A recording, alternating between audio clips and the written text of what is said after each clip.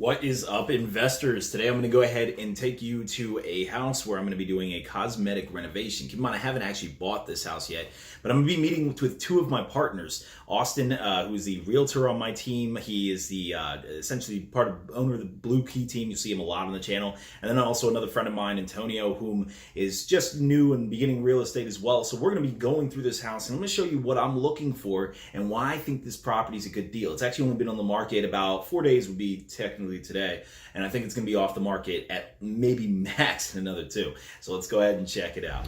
All right, so here we are in the neighborhood. You can see it's actually a really tranquil environment.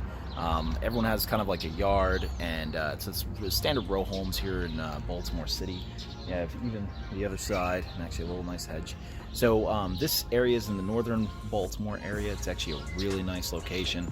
A lot of appreciating houses starting to go a little bit above sort of the average $150,000 evaluation. I'm actually still waiting for Austin and Antonio. We can actually see Austin right here coming up. So he's going to show us the house. As you know, he's the realtor on our team. So if you guys want to work with him and have him show you houses as well, then you can give him a contact. His number will be in the description below. There he is with all his coffee glory. And he brought me gifts. See, this is what you want. A realtor who feeds you. I know you never eat in the morning, so. All right, let's go ahead and check this house out now. Quick future update here from future Devin. So I actually went in the building and I had to stop recording at a certain point because another realtor was coming in with another client. There was a ton of people coming in through this. It was back-to-back realtor showings every 15 minutes. So I had to leave, but I wanted to finish it up telling you, one, I actually did buy the house. I'm going to explain how I bought it through this multiple offer situation, and I'm going to go through all the numbers on this house. All right, here on the computer screen, my classic deal breakdown. So let me get back to it where I'm showing you the house, and then right after I'm showing you the house, you'll see in the timestamps in the description below is when I'm going to actually break down the deal by the numbers, all the details. All right, so let's get back to it. All right, so here we are in the living room. What we're mainly looking for is what really is going to drive up our costs. We're trying to make this a cosmetic renovation, at least by Baltimore standards. Most of the time in these type of renovations, they don't have the ductwork already in place, and a lot of it's not fitted for modern technology. So it gets a little bit tricky when I'm talking about a cosmetic reno, but what we're looking for is at least under 25K. So automatically we're seeing radiator heat. So if the boiler is intact, then we're going to be good to go with keeping that. Then we can just add the ductwork just for AC. But most of the time, if you have the budget for it, go ahead and just replace it because you can be doing it anyway. We'll see once we get to the basement where that is.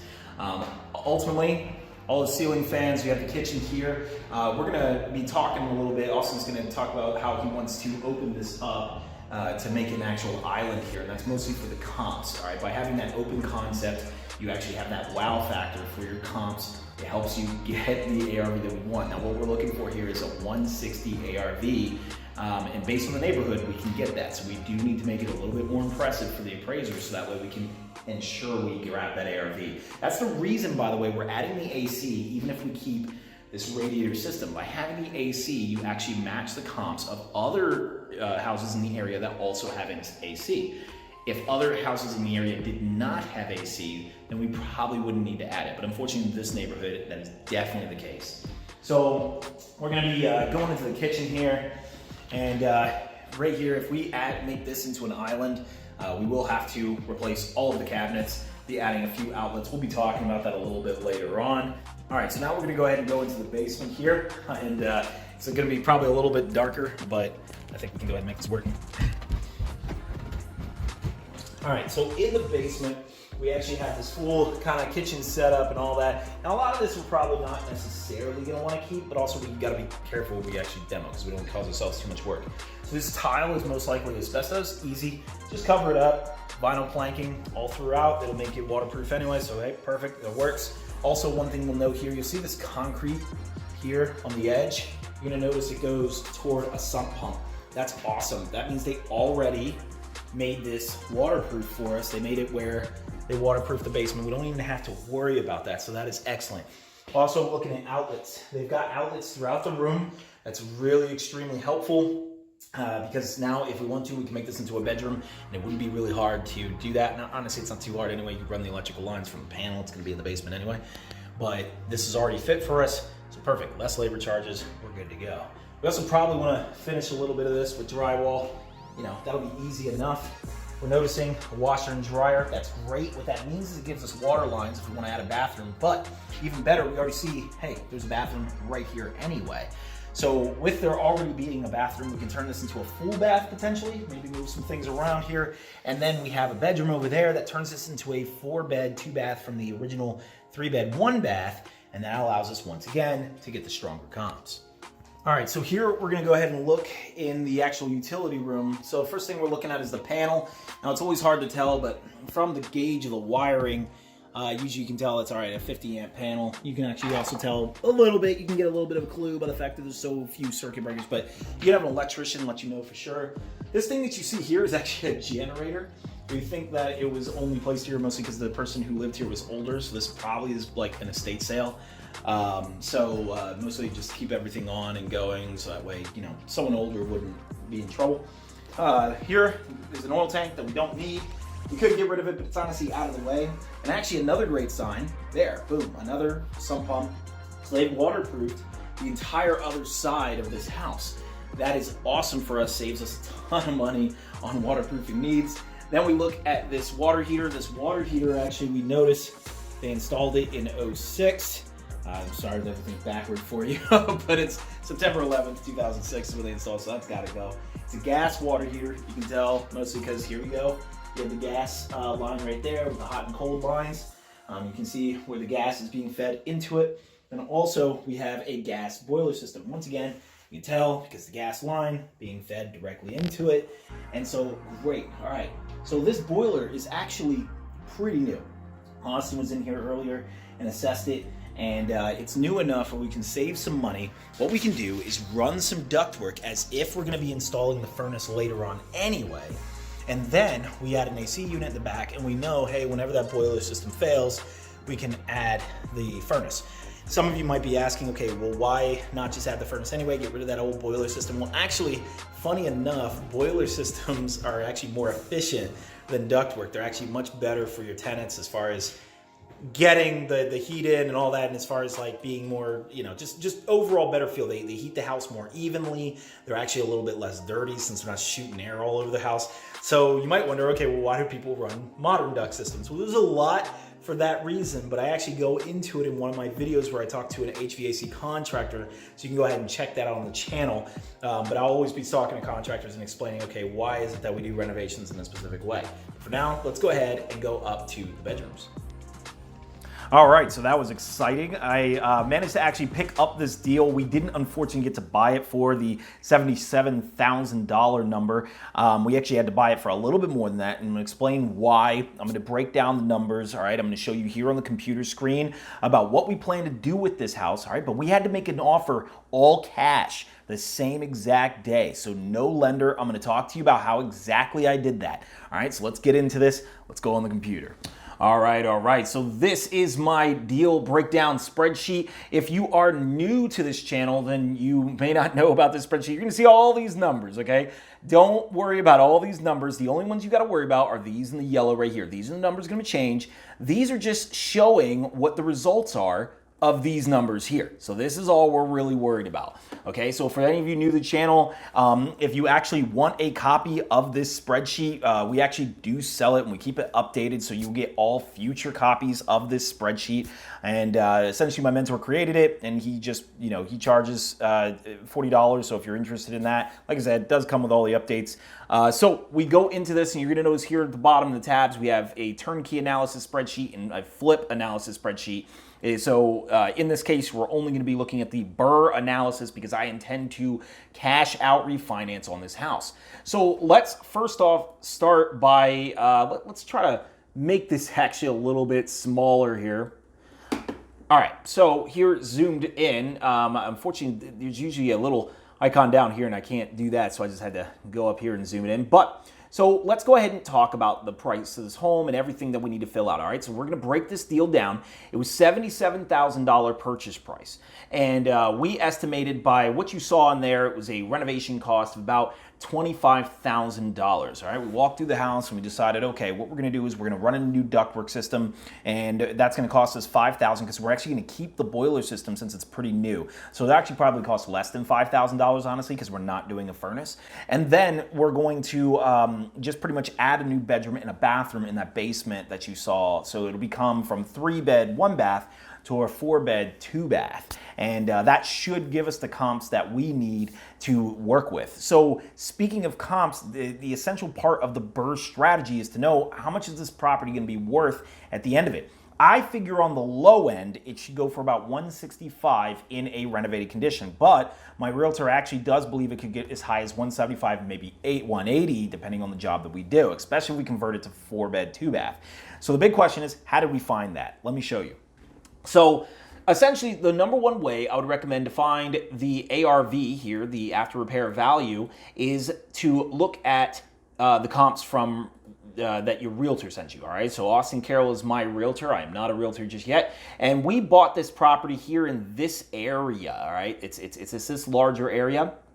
And here we can see the comps. So 176, and once again, when you look through the comps, you can look through the pictures. You got to make sure you renovate it to a similar quality. So you're seeing the vinyl floors here. You're seeing it's done up, it's painted nicely. We look at the kitchen, the money makers obviously in the kitchen, stainless steel appliances, island, open concept. Okay, we start to know what we need to do. All right, you see one for 140 here, so that obviously hurts my estimates. All right, but we look at what kind of project it is. All right, we also have to compare average square footage. We have to see if their basement was finished. Okay, so that one's not looking great. 158, we got 183 here. All right, so once again, we see the quality that we're gonna need for this type of area. What I'm doing is staying within major thoroughfares here. So we see York Road, staying within that. Probably gonna stay above Cold Spring Lane here. Probably gonna stay west of the Alameda and stay south of Woodbourne Avenue, okay? And that's where we can get these comps. Now, obviously here, all right, you're seeing a little bit above it. These comps are probably more accurate ones just because they've already closed. But remember, the comps I'm gonna end up working with are actually 6 months down the line. And the reason we did gravitate toward this one right here and a few others that we also saw, we definitely didn't wanna go west of York, but is mostly because of the fact that my house is more closely related to this one here. So obviously, we don't want to spend too much money, okay, because it's possible we can get down to like maybe in the 160 region as you're seeing here. I think I can fight for 165 given that I'll have an extra bedroom though. Okay, so this is pretty much how I'm finding the comps. When I originally looked though, I could zoom into the area and see kind of the average prices of these homes that we're seeing in this area, okay? And you can start to see they fluctuate a lot, and you're gonna have to click on it. So if you don't have actual Redfin, you'll have to click on, if you don't have the MLS, then you're gonna have to see what's sold and within a certain months, and then you're gonna have to gravitate toward those. And even when you see these lower end ones, you're gonna have to see, okay, what was the condition of them? So it gets a little tricky if you do not have MLS access. But as you can see here, I can't show the email just yet, but basically Austin was saying, yep, he's looking at probably 175 really at best. Maybe 180 possibly, but 165 is safe. So we put 165 in here just to be safe. We're gonna do an interest rate, a cash out refinance at 4%. I just talked to my lender about what kind of rates I can get for this type of house. It may possibly go higher slightly, but not by very much.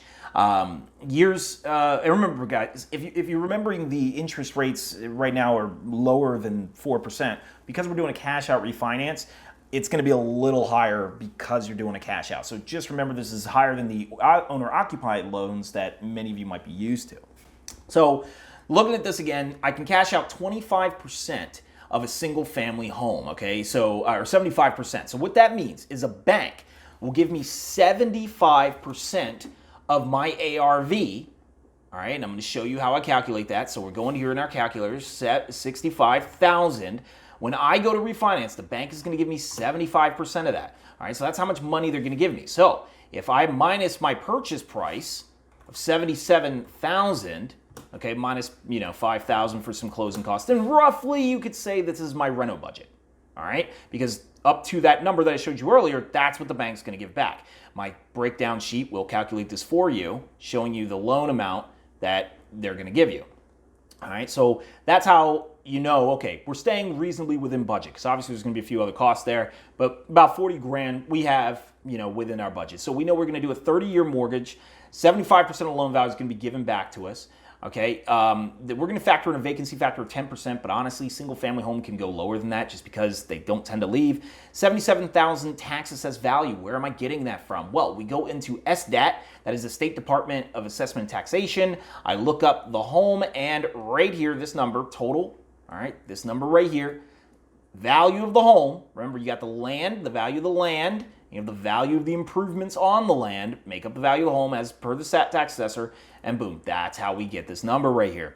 So we Baltimore City tax rate right there, kind of one of the highest in the nation.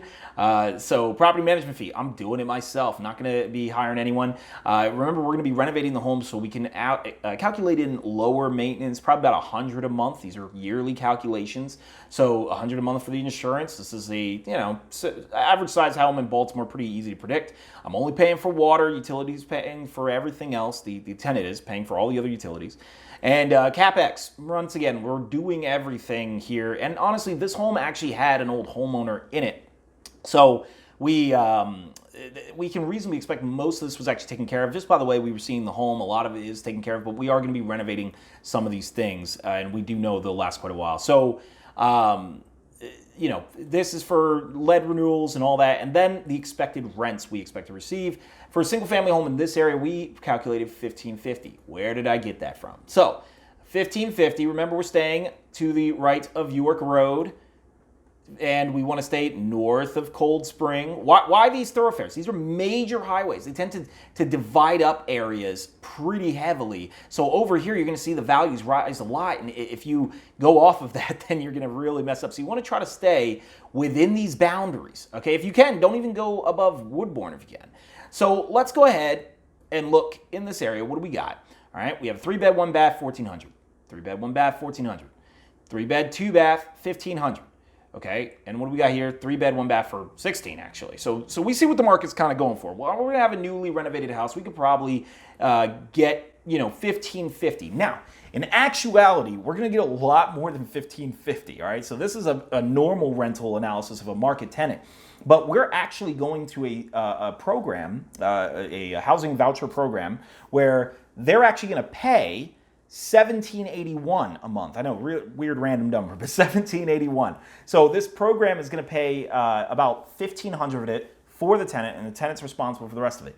Even if the tenant pays absolutely nothing, we still get our $1,500. We don't mind, and obviously, yes, we would prefer all of it, but it's not going to break us because we're making sure that the tenant portion is not going to hurt us for our valuation here. So I'm going to evaluate $1,550. You know, assuming we can get the $50 out of the tenant, I suppose, and we'll hope obviously they'll pay the rest of it. But our voucher tenants have been pretty good about that. So let's go back into the analysis. So with this analysis here, we have all of these numbers, all right? So if you're, like I said, interested in the spreadsheet, let me know. You can email me in the description below. Actually, I'll be setting up a website where you can just purchase directly. But what's important on this deal analysis sheet is this. Is it a good deal? All right, so we're going to run the numbers on this and why I bought it. All right, so you're going to notice here for monthly cash flow for the entire building, $325. That's actually above the minimum metric that I want personally for a single-family row home. All right, so basically yearly cash flow being this. This is an easy in-and-out project, just a cosmetic reno, so it's worth the little bit of money here just to have that house that can build me equity and also, you know, give me a little bit of cash flow over time. So I'm okay with this kind of thing. We don't care about cap rates for a single family home realistically, but what we do know is a cash on cash of 100%. Why is that? That's because the bank is paying me $9,000, nearly $10,000 to renovate this house. And remember, this is a loan that I'm not paying, the Section 8 program is paying it, or the voucher program we're using. All right, so that program is paying this for me. So I'm getting essentially a tax-free cash check, or not cash, you know, check for nearly $10,000 just to renovate this home at the end of the project. So this is huge for me. It's 100% ROI. Remember, if I bought this house all cash and didn't cash out, well, now I need $1,500 to make up how much I put into it, which is nearly over $100,000, or it is over $100,000, like $120,000 essentially I'm putting into this. How long does it take to make your money back. You always have to factor that in. How long does it take to make your money back? So cash out is really important. Make sure your numbers work, as you see here on this spreadsheet. And so we can see this is a good deal. Now, I actually did not buy the house for $77,000. I made an all cash offer. Now, I don't have the $90,000 for the cash offer. So what I did was I partnered myself with someone who does have the cash. Used their proof of funds. We're putting the house in my name, okay, but I used their proof of funds because they are partnered with me on the deal. But we just informed the realtor that we are, partnering up on this and putting it only one person's name for ease of financing. If you don't know what I mean by that, watch my video on LLCs and why I don't put properties in an LLC immediately. So they understood it, and so they used her proof of funds, and then I bought the house. Basically, well, I tend to buy a house with those funds. All good to go. Now, there is some short-term financing. I am going to pay her for that money, all right? But there's no contingencies. I can now make a cash offer, zero contingencies. I already have the money in my account. And, no inspections, nothing. This gives me the strongest offer. So even though there were dozens of offers on this thing, I could make sure I was as strongest as possible. So what did I actually buy it for? Unfortunately, my numbers will go down a little bit because of this. So let's go ahead and look at it. So what did I actually buy it for? Well, this number right here is the most comfortable I could do it without still feeling good about the deal. I had to buy it for $90,000. So that was the max. I told him, hey, look, that's my highest and best. After that, I don't even want it anymore. So what does that mean? Cash out after the deal, it hurts my returns. Okay, so this hurts my returns if I do it at this price. Now I am leaving $3,000 in the deal. Well, that's still 125% return. What that means is I'm getting my money back in months, not years. So that's still perfectly fine. So it's not hurting me necessarily my cash flow perspective. I just simply have to wait a few months before I can actually get paid back my money. Now you can manipulate this in a few ways. If we get the $170,000 valuation, okay, then we can see what it does to this, boom, now getting paid once again, or probably, hopefully more likely, let's say I get the 165, okay, and I bring this down, all right, and I make my financing costs go down, all right, so right here, I have closing costs, and here, and remember, you're gonna do closing costs twice because it's a BRRRR, but right here, I'm financing $60,000 of this to pay for this. So me and my partner, Antonio, you saw in the video, are going to put $30,000 up of our own cash to pay for it. Everything else we're financing, and there's a little bit given to us pretty much just as a generous gift. So we can lower this amount, and that will change some various. So me and Antonio were like, okay, can we put an extra 10 grand in there and feel totally comfortable with it? And you will find here that brings our cash on cash return back up, all of that. So you can play with these numbers and figure out what it is you want to put. Most likely, we're probably just sticking with the $25,000, easy reno, and we'll probably just leave some cash in the deal. Not that much. Honestly, I can even make this, I'll get that back really, really quickly, so it's not a big deal. But anyway, if you enjoyed a video like this and you want more cash breakdowns, let me know in the comment section below. This is essentially how we investors get free houses. So if you want to get free houses like this, just use the BRRRR strategy, and this is how you do it. I will do more analysis just like this in the future. I'll talk to you all very soon.